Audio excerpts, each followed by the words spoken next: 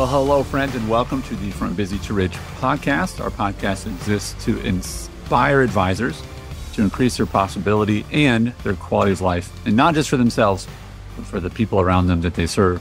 Which today, actually, we're going to talk about how you serve your staff and your team. So we're going to bring in that part of your leadership.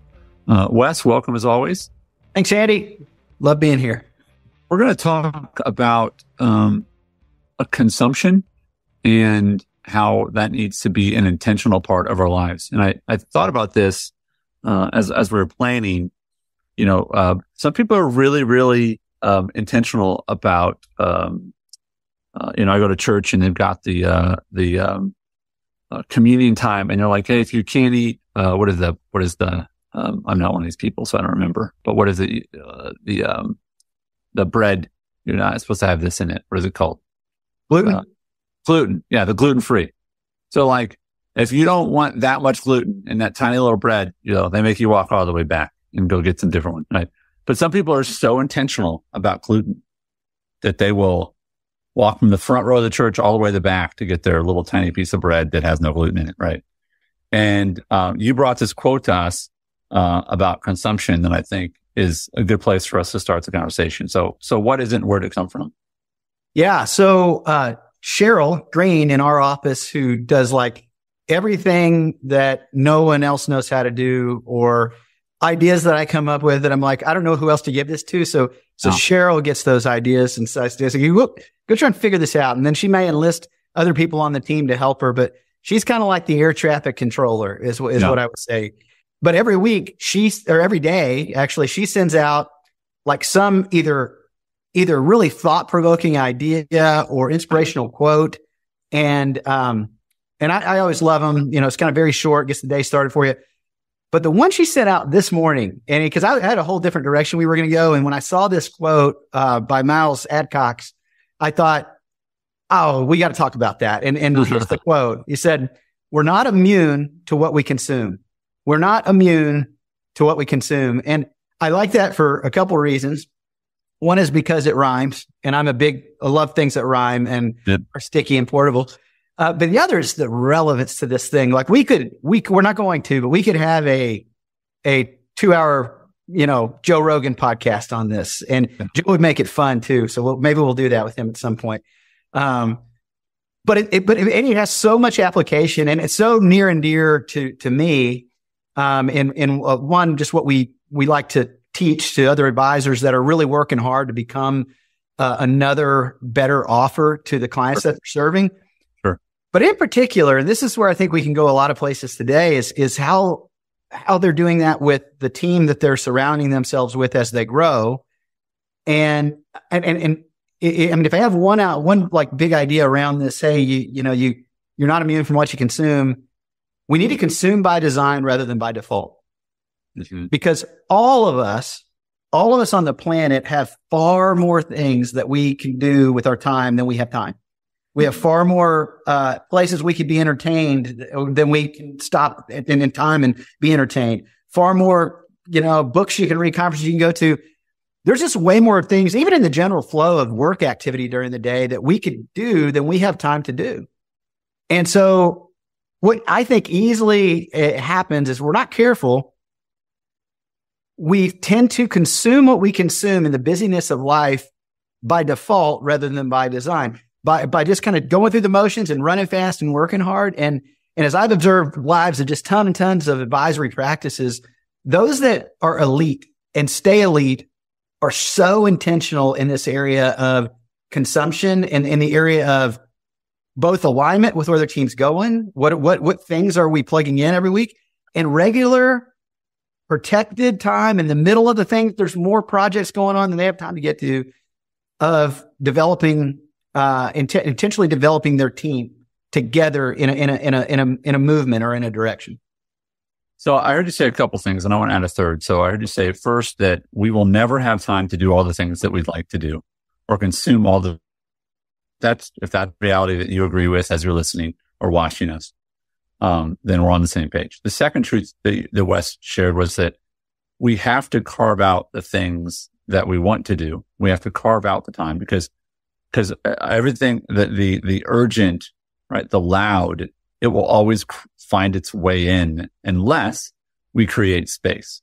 Meaning, if we're just living by default, as you say, instead of design, Wes, then our default is what's loudest, right? Or what's easiest. Like, this is our human nature, right? Versus I'm going to really live by design and consume by design. And then the third is that, and I think this is where we'll go next, is that consumption is an investment that is worth the investment. And I think that, the great news, if you're listening to this show, you're the kind of person that is intentional about what you consume. Now, I'll be honest, Wes, sometimes I want to zone out. When I'm cutting the grass, I put in my, best hits of the 90s, rock music. Sure. I want to zone out, and that's fine. But the kind of person who's listening to this right now is intentional about what they consume. I'm wondering if you could maybe press them a little bit on ways that they could consume more intentionally, and maybe have them ask some questions of themselves about, hey, are you feeling this, this, and this? And that might be a sign that you're not consuming, or your team is not consuming in the right way. So what are those things?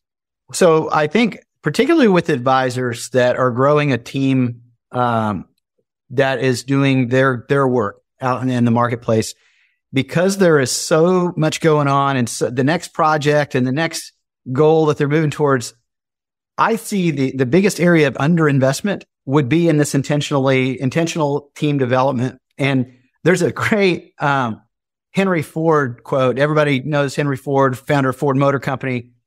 And he said this quote that is stuck in my head around this topic. And it's this. It says, the only thing worse than training your employees and having them leave is not training them and having them stay. and the way I would probably relanguage that is, because I talk to, a ton of advisors, and when I'm going to share some of these today, but our team, we are such a growth oriented team, meaning we spend a lot of time and budget.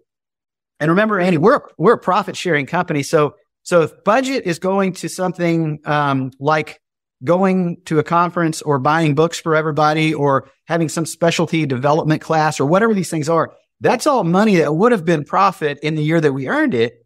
But by design, we create budget to develop us individually, but also as a team in a cohesive direction. Because, and when I get pushback on this, the advisors are usually, oh, but Wes, gosh, it costs a lot of money. And, and again, I do get that a lot. What if we do this and then my best, I did put all this money in development and then they leave. And I said, well, what if you don't and they stay?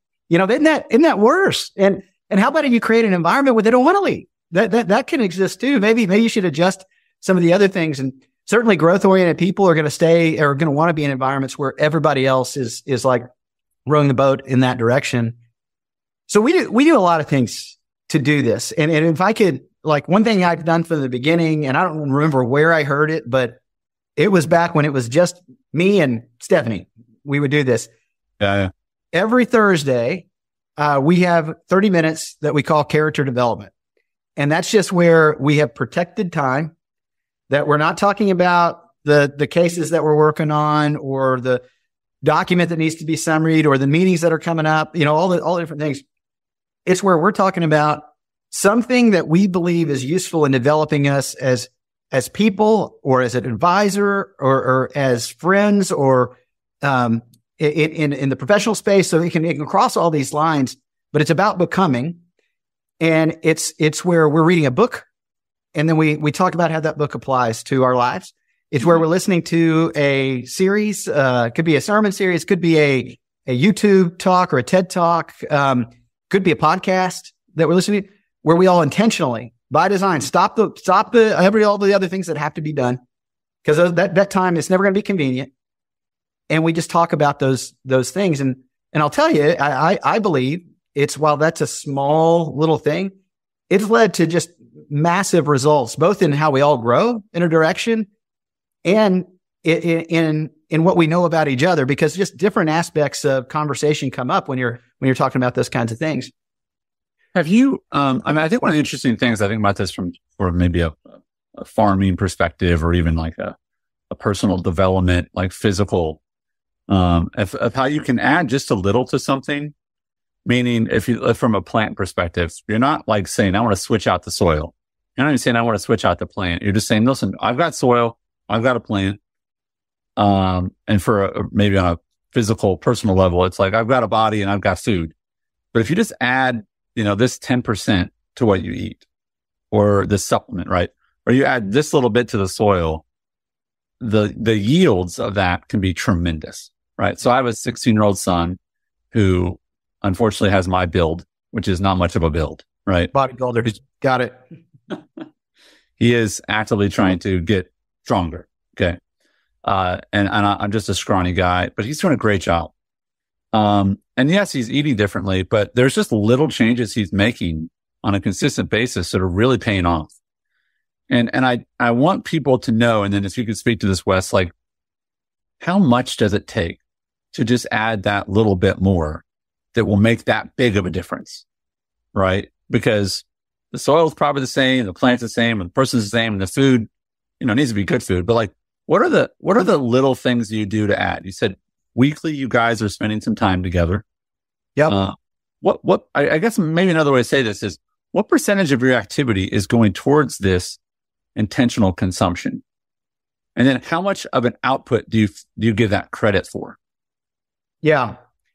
So a couple thoughts around this. One is just from a practical, logistical standpoint. Yeah. It is truly a 30-minute block of time on Thursday morning at 9:00 from 9 to 9:30 that our team is talking about a study of some kind. Not, just the one we're currently in, which is why you guys have heard a lot of it on the podcast. And again, I can't tell you enough. If you don't have this book, go get this book. But is 10x easier than 2x? So our team's going through that together right now. And we talk about how it applies to the business, how it applies to our lives and personally. But it's 30 minutes, so it's not exhaustive. And everybody, does the pre-reading before, and you get varying levels of participation, just personality types and things like that. So, but everybody has the opportunity. That's the other thing, is you can provide all the opportunities in the world, and we don't know what somebody's going through or like how they're wired.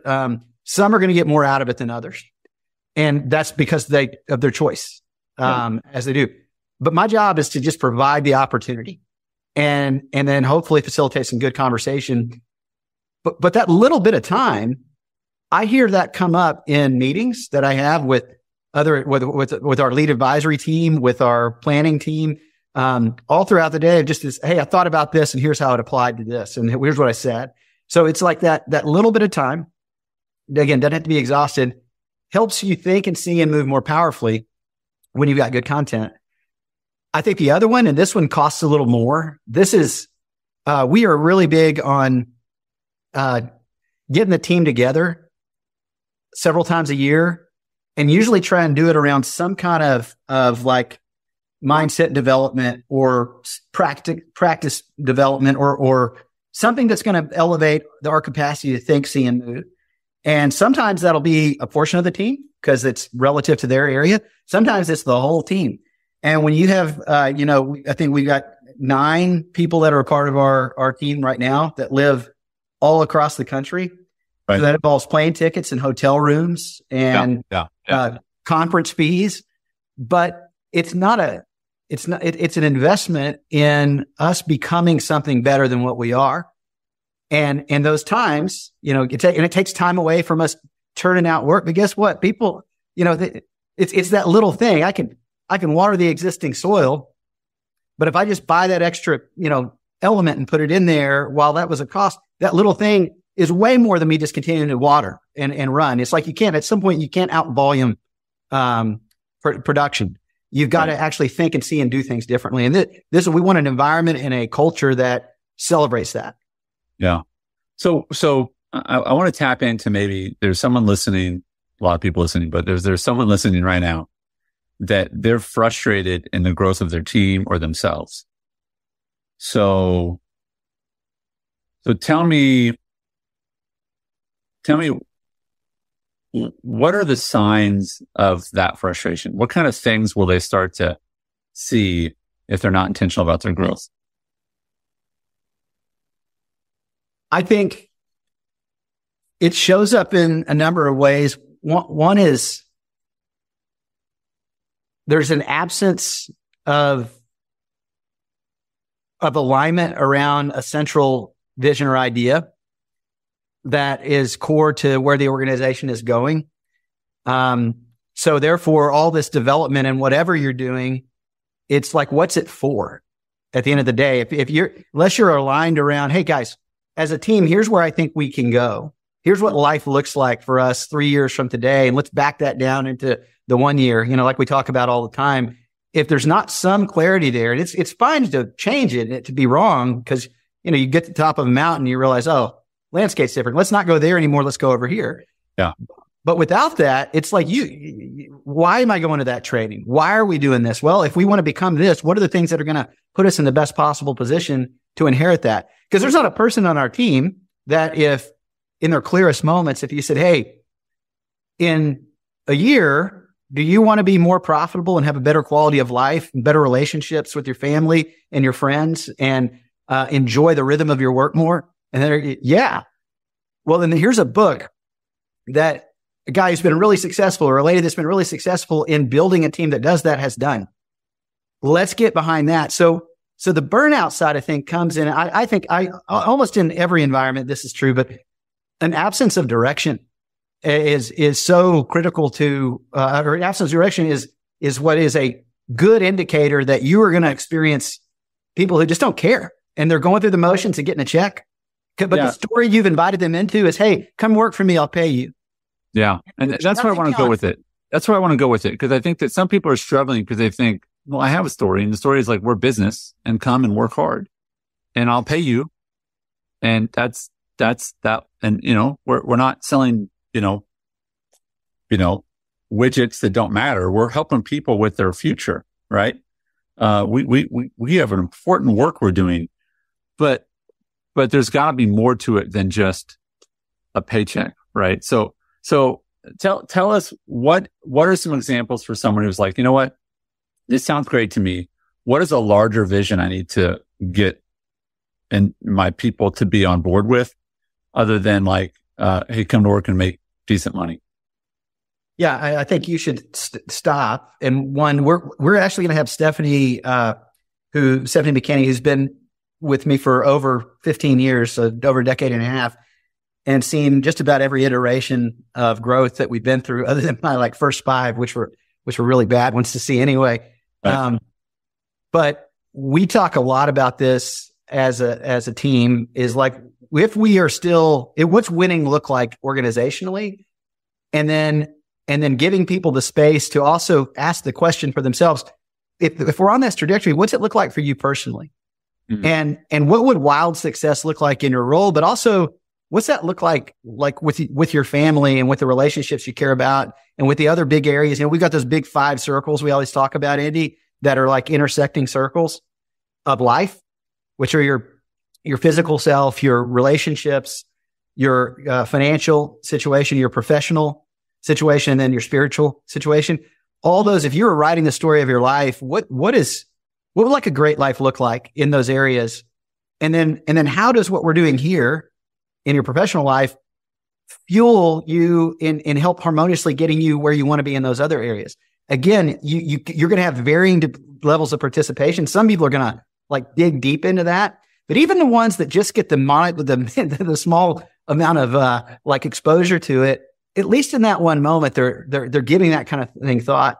And then you as a team leader or a group of leaders, if you're fostering that, what you're doing is you're intentionally saying, I want to invite you into a story that is more than just come work for me and I'll pay you. Come work on this team and you'll get paid. That's an element. And you got to have that too, because everybody wants to, everybody wants to make and keep work optional at some point in their life. And they only do that by generating capital. But it can't be the only element, because there's a lot of ways to make money. So being intentional about that and talking about and touching these other things that will have an effect on the things they're doing professionally. The people that don't talk about these things because they're like, well, there's no place for that here. I guarantee you it shows up there, whether you're talking about it or not. So let's encourage people. Again, we started off with a quote about, we are not immune to what we consume. So to be intentional that you are consuming things that add to your development to challenge you. But yes, it is an investment, but every great investment has one thing in common, which is that its returns are better than what you put in, right? And so we want to make clear to you that this is a worthwhile investment, and that when you invest in being intentional about what you consume, Wes says consume by design, not by default, that you will see returns from that. And it will thread itself through virtually every part of the business. Every conversation you have, it will become part of your company's DNA. And when you do that, you'll see great returns. So Wes, thank you for that. And we encourage all of you to take that time to decide what is the larger vision, mission of our company, and then what are you going to do in order to invest in that and to consume the right things so that ultimately you can reach that mission and vision. Wes, thanks for your time. Thanks, Andy.